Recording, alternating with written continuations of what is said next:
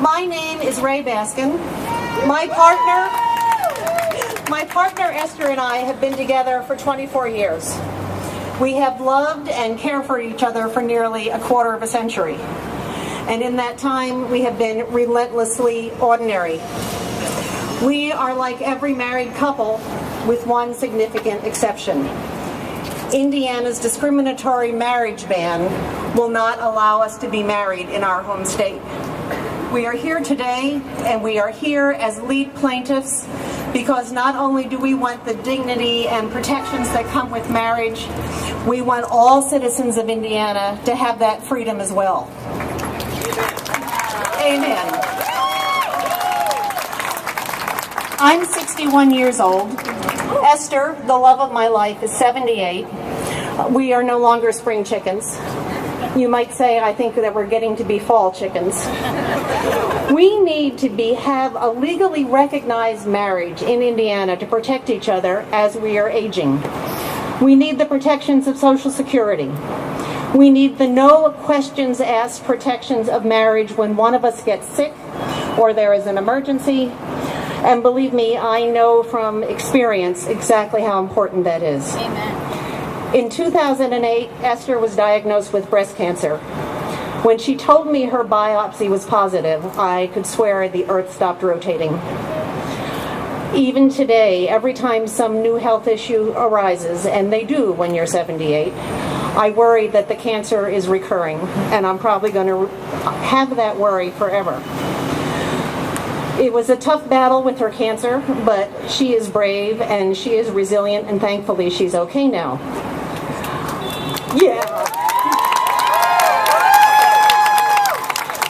A year later, her boss at work called me late one dark, snowy winter afternoon to say there had been an absolute horrible accident at work, and Esther was in an ambulance on the way to the emergency room, which ultimately turned out to be a broken hip.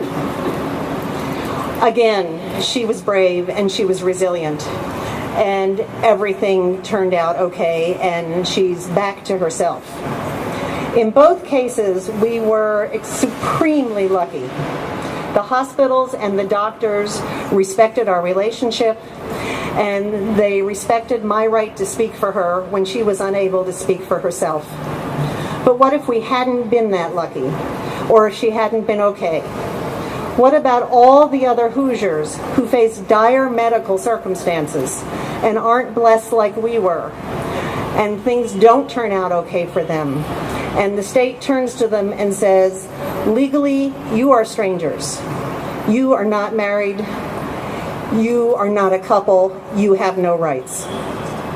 Indiana needs to respect all families that choose to come together and commit themselves to each other in marriage. We are here because that's what we need, and we need it now. We can't wait any longer.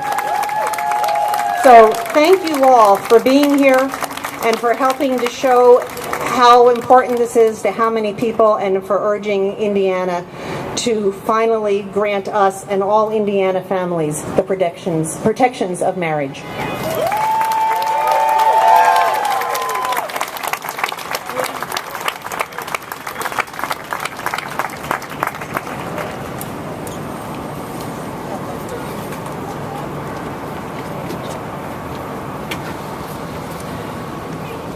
My name is Henry Green, and this is my partner Glenn Funkhauser, and this is our son Casey Green.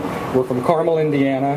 We're represented by Lambda Legal on the case for Indiana. And behind me, I would like to also introduce a few more of the Lambda plaintiffs. There's also Pam and Dawn from Munster, and her daughter. And we have Bonnie and Lynn over here from Chesterton. So thank you guys for coming out. You guys have no idea what it means to look out and see the love that emanates from this crowd, and it energizes us and pushes us along in this fight for marriage equality in Indiana and across the nation. But we wanted to share a few thoughts with you guys. Just over 22 years ago, when Glenn and I were planning our commitment ceremony, we pretty much were resigned to the fact that we would never be able to legally marry in our lifetime. And so we planned this beautiful celebration that we had with our family and our friends who were there all those years ago. But to witness what's happened across the nation in just the past year, and more specifically in Indiana, in only 6 months. It's amazing what has happened in Indiana in just 6 months. Thanks to the hard work of organizations like Lambda Legal, ACLU, Hoosiers Unite, all the supporting organizations. It's just amazing how hard and how quickly they fought. And so tomorrow will be exactly 10 years to the day since our son Casey came to us through Indiana foster care. And so proud of him. And we were the luckiest guys in the world because we were eventually able to adopt Casey and make a forever family. So lucky.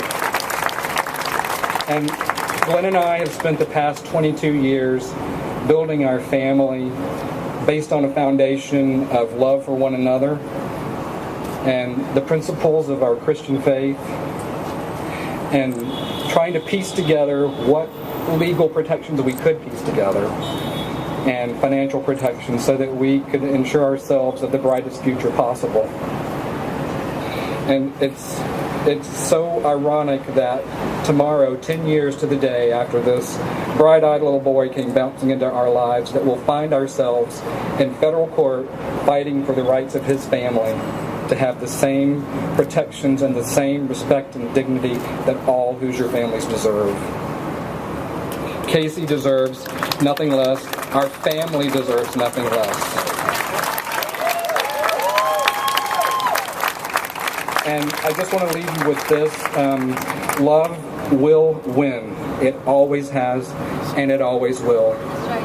And in the end, it won't be the prejudices of people like Greg Zeller or Mike Pence who have the last say on the value of my family and the protections and the rights that we deserve.